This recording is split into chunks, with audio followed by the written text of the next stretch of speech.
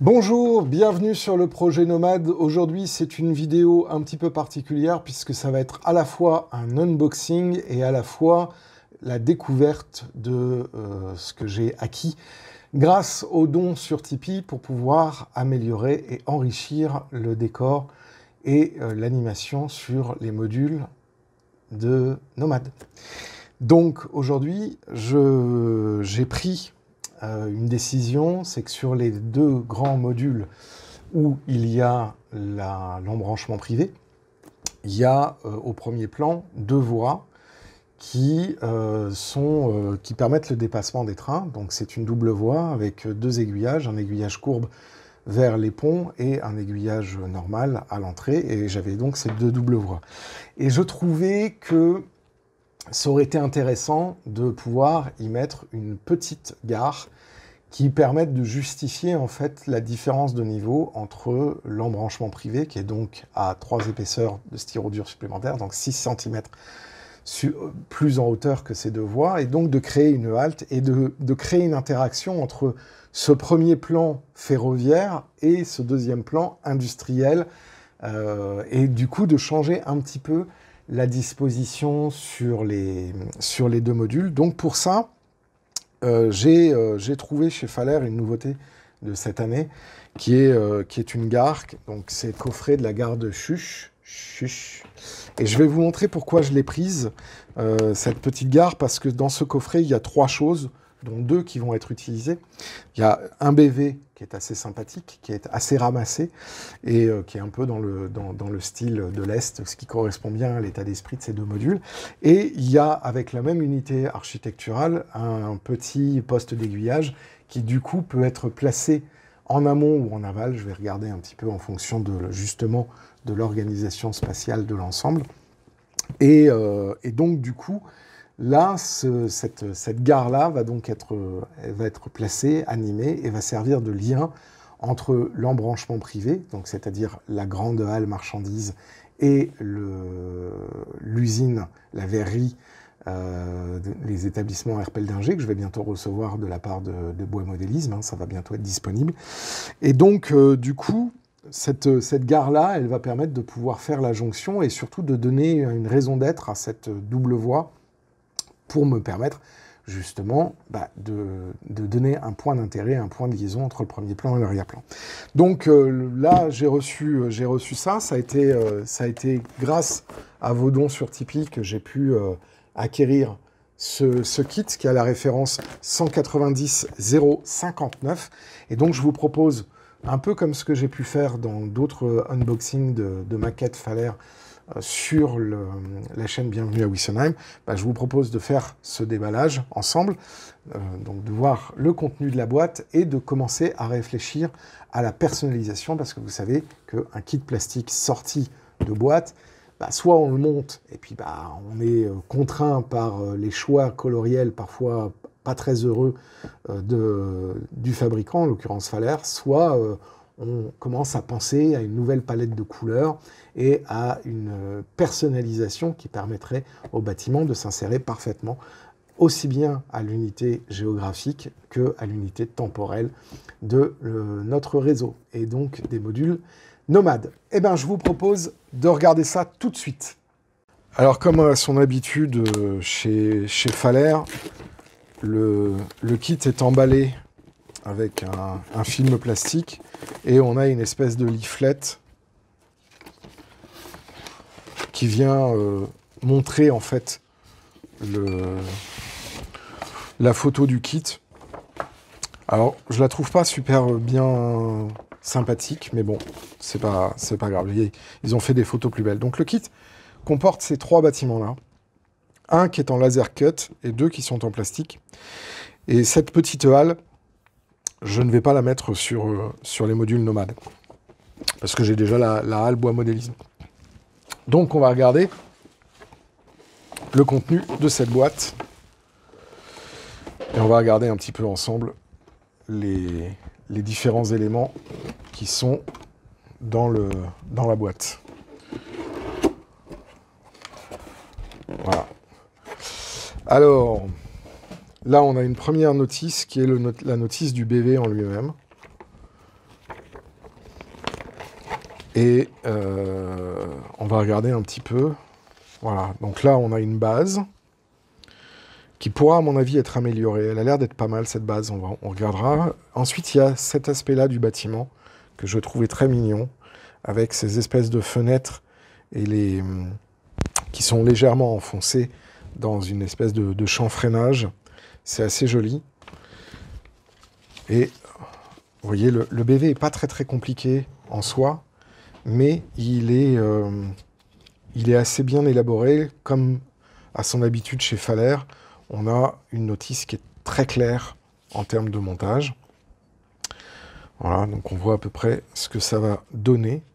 Là, on a une élévation de façade, une petite vue qui me permet de voir les fermes et le travail. Je le trouvais vraiment très très mignon, ce BV. Donc, ça va être... Et puis là, ensuite, après, on a les aménagements qui accompagnent.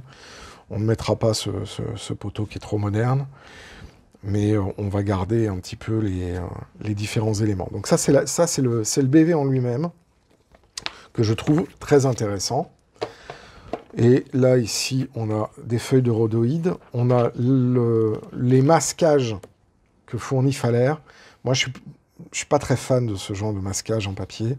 Je préfère le faire à la peinture, en fait. Donc, on verra si je les utilise ou pas, mais je pense que ce sera pas le cas. Et alors là, ça, c'est encore un autre truc. Donc, on regardera ça. Ces deux choses-là, on regardera ça juste après. C'est les deux autres bâtiments. Donc, voilà le sol qui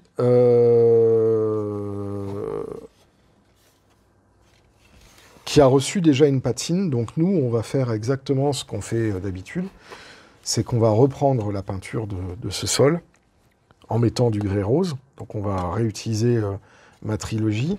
Et on voit qu'il y a des bordures qu'on peut venir ajouter. Alors ça, c'est pas le bon sens, mais c'est comme ça. Donc on va pouvoir aussi travailler la couleur des bordures. Et ça, c'est plutôt intéressant parce que c'est ce qui est là, en fait, on va pouvoir le réutiliser tel quel et utiliser, en fait, le quai de façon assez restreinte. Et ça peut être assez sympathique. Alors ensuite, après, ça, c'est la toiture qui aussi est faite en petite ardoise rectangulaire. Et malheureusement, je trouve Hop, c'est en train de bouger un peu. Attendez. Je trouve la couleur grise manque un petit peu de réalisme parce que l'ardoise devrait être beaucoup plus bleutée, en fait, que c'est là. Donc, du coup, on va peut-être retoucher cette toiture et lui donner un autre caractère. Avec une nouvelle peinture. Et ensuite, après, on va arriver au kit. Alors, voilà. Alors là, on a des boiseries qui sont blanches. Moi, les boiseries blanches, je trouve ça pas joli. Pas joli et pas très réaliste par rapport à l'époque. Donc, on va trouver une gamme de couleurs qui donne un petit peu plus de cachet à ces boiseries, qui sont, donc qu'on voit normalement sur le bâtiment, de ce côté-là. Ensuite, après, on a la couleur du bâtiment en lui-même, enfin, les incrustations, voilà. Ça, c'est l'incrustation, je crois, de la façade. Oui, c'est ça. C'est-à-dire que c'est le crépi, en fait. Alors, le crépi, il est sympa, mais il est trop jaune. Il devrait être un petit peu plus rosé. Et on va essayer de lui apporter un petit peu plus de caractère. Ensuite, là, on a, c'est pareil, le crépi. Alors là, c'est assez marrant, parce que je vais vous montrer ce qu'ils ont fait. Alors, je ne sais pas comment on va récupérer ça, et comment on va pouvoir s'en sortir. Là, il faut que je regarde un peu parce que je suis assez surpris. Voilà, ils ont utilisé une impression pour pouvoir mettre ces espèces de fresques. Donc, par rapport au crépi, je ne sais pas très bien comment comment je vais pouvoir récupérer l'ensemble de ces éléments et de ne pas complètement les dégommer. Voilà. C'est assez joli en fait. Hein. C'est vraiment assez joli. Mais la couleur de base ne peut pas rester comme ça. Donc il va falloir qu'on fasse un système de sioux et savoir si on va garder ces détails. Là, je suis assez surpris. Ensuite, après, on a là, alors là, du coup, tout ce qui fait référence au bois. Donc les portes, les boiseries, les fermes, etc. Et là, on est d'accord que cette couleur marronasse, qui ressemble plus à du marron glacé qu'à du couleur de bois, ça va pas aller. Donc il va falloir qu'on reprenne la couleur de ces différentes boiseries. Donc on constate qu'on a deux pièces qui sont similaires. Voilà. Ensuite, après, on a les éléments de gouttière et d'écoulement des eaux. Donc là, c'est pareil, on va reprendre ces couleurs-là et on va venir mettre une couleur d'étain, un peu comme la couleur que j'avais préparée pour les descentes de gouttière de la rotonde de Wissenheim. On va reprendre ça de A à Z en donnant une teinte plus plomb zinc gris que ce qui est là. Alors c'est une bonne base de départ, hein. On ne va pas être obligé de repeindre la pièce en noir pour pouvoir le faire, mais on peut en améliorer un petit peu le cachet et la texture. Voilà. Et ensuite, après, on a les façades dans lesquelles sont ensuite inscrits les inserts qu'on a vus précédemment. Donc c'est là où on a en fait les chanfreinages très typiques. Alors là, je vois qu'ils ont aussi mis une inscription ici que on va pas garder du coup parce qu'elle va être, elle va être à mon avis complètement saquée par la peinture. Et voilà ce que ça donne sur les grandes façades. C'est plutôt pas mal. Hein. Voilà. Donc ça c'est le bâtiment principal, c'est le BV de la gare. Donc un travail de couleur assez intéressant, avec un petit peu de challenge. Et il va falloir qu'on regarde un petit peu comment on va faire et quelles vont être les teintes qu'on va choisir, parce qu'à mon avis, je vais pas garder les murs blancs, je vais leur donner une teinte. Mais comment je vais faire la teinte, ça il va falloir bâtir une petite réflexion là-dessus, parce que c'est pas forcément ce qu'il y a de plus évident tout de suite là comme ça à blanc. Donc on va regarder ensuite après les autres kits. Alors là je vais pas l'ouvrir parce que c'est bon, si quand même, allez. Ça c'est la halle, on va regarder un petit peu la halle en laser cut. Vous avez pu voir les lives qui ont été faits en ce qui concerne la production de bois de modélisme. On va pouvoir comparer un petit peu avec ce que nous propose Faller. Et donc là, on a une pièce de rhodoïde. Là, on a une découpe en carton vraiment très fin. Et là, on a une essence de bois pour des éléments de ferme et de comment ça s'appelle, et de patio. Là, on a encore... Alors, c'est très, très intéressant, les textures. On a un carton assez joli. Là, au niveau matériaux, je suis assez... là, on n'a pas envie de le repeindre, en fait. On a plutôt envie de patiner. Je trouve que cette couleur de bois, qui est déjà teintée, est assez intéressant. Et on a une texture globale, je ne sais pas si vous voyez bien, mais on a une texture globale qui est vraiment beaucoup plus flatteur que simplement du bois non traité. Parce que ça, manifestement, c'est un bois qui a été traité. Hein. Là, ici, on a... alors là, ça, c'est typiquement de la matière cartonnée. Hein. Donc, toujours en découpe laser. C'est assez propre. Hein. C'est assez propre ce qu'ils font. Et on a des éléments de maçonnerie. Notamment la petite toiture et quelques éléments de façade, ici. Donc, assez intéressant. C'est un petit... c'est un petit kit une petite halle assez sympathique. Et donc on voit la notice qui est assez claire, comme à son habitude chez Faller. Donc pas de réelle surprise, hein, mais bon, globalement, je trouve que c'est une partie du kit qui pourra bien vivre, quel que soit l'endroit où on le met.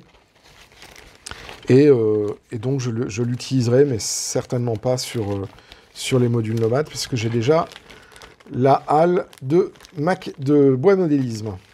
Voilà, donc ça c'est la deuxième partie du kit.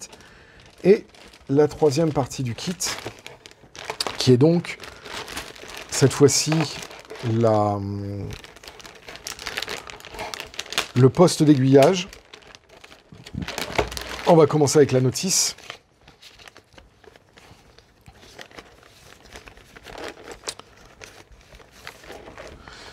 On va regarder un petit peu. Alors, le poste d'aiguillage, voilà ce qu'il donne une fois qu'il est terminé. Et comme à son habitude, on a une notice qui est très bien faite et qui reprend les mêmes éléments architecturaux de la gare. C'est pour ça que je trouve cet ensemble assez intéressant. Voilà. Donc, pas de grande difficulté de réalisation, hein. On est sur quelque chose qui est, somme toute, assez classique chez Faller. Mais ça donne quelque chose d'assez mignon. On remarque qu'on a le même type de toit avec la petite halle, hein. Hop, voilà, caméra qui se casse la gueule. Voilà, donc je vous fais pas le déballage parce que là, pour l'instant, on va pas attaquer la construction de la halle tout de suite. Mais on voit déjà que là, les murs, ils vont être retouchés en couleur, hein. On ne va pas laisser ce gris qui manque totalement d'audace et de cohérence. Voilà. Alors, je vais ranger un peu différemment pour pouvoir me mettre les éléments que je veux voir en premier. Et donc, on va travailler en premier sur le socle. Alors, il y a une chose qui est assez intéressante, c'est que quand on regarde l'image, on voit qu'ils ont utilisé le socle de la gare au-dessus d'un quai. C'est-à-dire qu'ils n'ont pas utilisé cet espace-là comme quai, mais ils ont remis au-dessus d'un quai que, bien évidemment, ils ne fournissent pas. Or, nous, c'est pas du tout ce qu'on va faire. Nous, on va prendre ce quai, ici, et on va en mettre un en face, qui sera beaucoup plus long, avec un passage planchéifié entre les deux.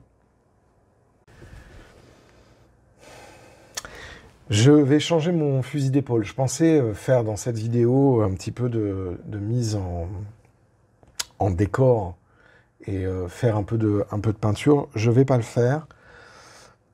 Non pas que j'ai pas envie de le faire, mais en fait parce qu'il faut que je regarde et que je mette un petit peu en perspective le bâtiment sur place, sur les modules, avant de commencer à les mettre en couleur. Je me précise un peu pourquoi. Parce que j'ai deux choix. Soit j'utilise ce quai. Et dans ce cas-là, j'ai une dimension... Oula, j'ai une dimension exploitable pour le quai de la gare qui est à peu près, allez, grosso modo, d'une vingtaine de centimètres. Soit je fais exactement la même proposition que Faller, c'est-à-dire de poser ça en surplomb d'un quai, en fait. Je ne sais pas encore très bien, il faut que je regarde à quel niveau va être ma plateforme de voie. Parce que là, on parle d'une gare qui doit avoir, de par sa nature ancienne, un quai très bas. Donc au lieu d'avoir une hauteur de quai qui fait 11 mm, qui est le quai standard époque 3, 4, 5.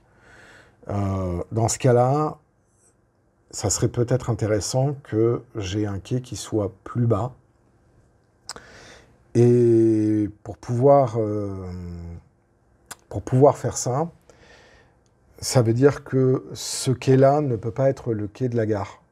Ça serait un quai avec un espace un peu comme la solution que propose Falaire, avec un espace de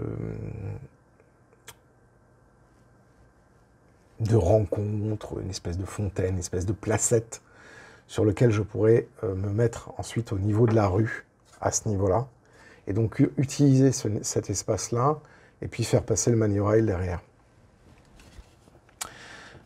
Faire tourner en fait avec le facteur.